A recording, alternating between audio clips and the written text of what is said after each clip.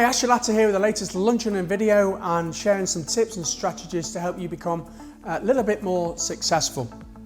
The title of this video is It Costs More in ASDAs. Wow, that's a title and a half. Let me share the story with you. Recently, I've delivered an in-house course for a dental practice in the Midlands. And one of the things that the owner of the practice wanted me to help them with was how to sell some of the products that they sell. Some things like electric toothbrushes, Tepees, toothpaste, all the things, the products that they sell. And they were doing the sales weren't that good at all. So we delivered we had 2 days there, we delivered lots of ethical selling skills, team building, and at the end we started talking about products. And there was a hygienist in the practice, and I was talking about Tepees, and I said, how do you sell them? And she openly admitted that she sold very few of them, or even offered them to the patients.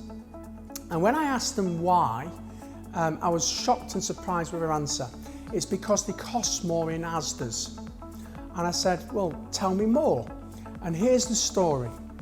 A few months ago, earlier, she was talking about Tepees and why the patient needed to have them and the advantages of having them. But the patient didn't take them up because she said she could get them cheaper in ASDAs.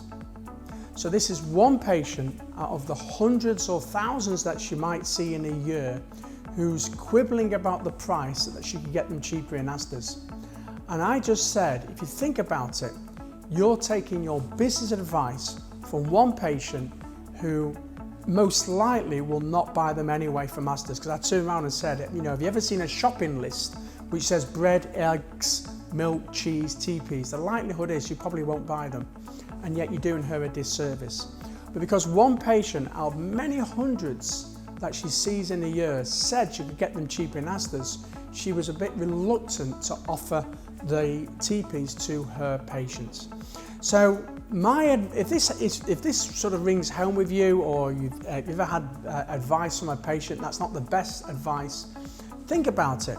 Is it just one or two patients out of many hundreds that share this with you that dictate your actions with every other patient? Another example of this is that I've often had long conversations with dentists who tell me that they reduce their fees in the head. Why did they do that? Because one patient 6 months ago made some horrible comment about what type of car do they drive, or am I paying for the holidays? And because they were doing that, it meant they were discounting all the time to their patients. So please, hope this lesson has been useful. My coaching to the advice to this hygienist was, look, stop taking your advice from one patient. The chances are very few people are thinking that. And the other thing is, if they don't buy the Tepees off you, the chances are they're not going to get them from anywhere else.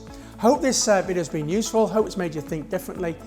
2 lessons. It's not cheap. It's so what that they're cheaper in ASDAs. But the second lesson is, who are you taking your business advice from? Are they qualified?